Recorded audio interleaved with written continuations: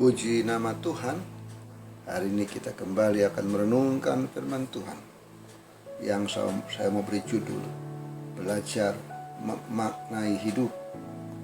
Di hari-hari ini ada begitu banyak keadaan yang membuat kita bingung. Kadang-kadang juga membuat kita merasa serba salah. Hal itu mungkin dikarenakan kita terus-menerus berada di rumah, sehingga kita tidak bisa kemana-mana. Bahkan seolah-olah tertahan ataupun bosan, resah, dan hal-hal yang lain yang berkecamuk dalam pikiran dan hati kita. Satu hal yang ingin saya ingatkan, ada satu hal yang kita hadapi hari-hari ini, yaitu ketidakpastian dalam hidup ini. Tidak ada yang pasti dalam hidup ini. Misalnya, berapa lama pandemi COVID ini akan selesai. Belum lagi ditambah dengan masalah-masalah lain yang menjadi dampak dari COVID-19. Dan kondisi ini membuat kita umat Tuhan bertanya-tanya, di manakah Tuhan? Banyak orang berpikir bisa mengendalikan hidup ketika masa-masa sebelum pandemi. Banyak kita merasa pandai dan pintar menguasai hidup ini. Padahal setelah pandemi virus ini terjadi, kita baru menyadari bahwa kita sungguh-sungguh terbatas. Kita harus ingat, kita tidak bisa tahu dan mengendalikan segala sesuatu. Yakobus katakan, apa arti hidupmu? Hidup itu sama seperti uap yang sebentar saja kelihatan lalu lenyap. Kita harus belajar untuk mengerti, memaknai hidup ini di tengah-tengah ketidakpastian yang Tuhan izinkan terjadi dalam kehidupan kita. Kita harus belajar untuk berserah dan mengandalkan Tuhan.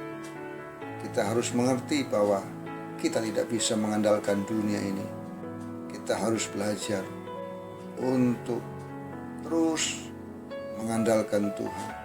Kita harus belajar untuk berserah dan berharap, yaitu mempercayakan hidup kita ini kepada Tuhan.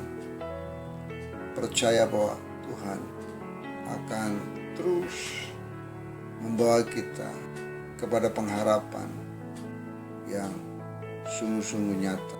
Mari kita belajar untuk terus memaknai hidup ini di tengah-tengah tantangan, dan terus melangkah dan melihat apa yang menjadi rencana Tuhan di dalam hidup kita.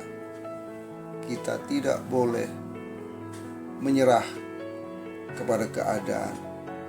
Kita harus terus belajar untuk mengandalkan Tuhan dan berserah kepada Tuhan, dan melihat di tengah-tengah ketidakpastian Tuhan akan menyatakan kuasa dan terobosannya ketika kita terus beriman dan mengandalkan Dia.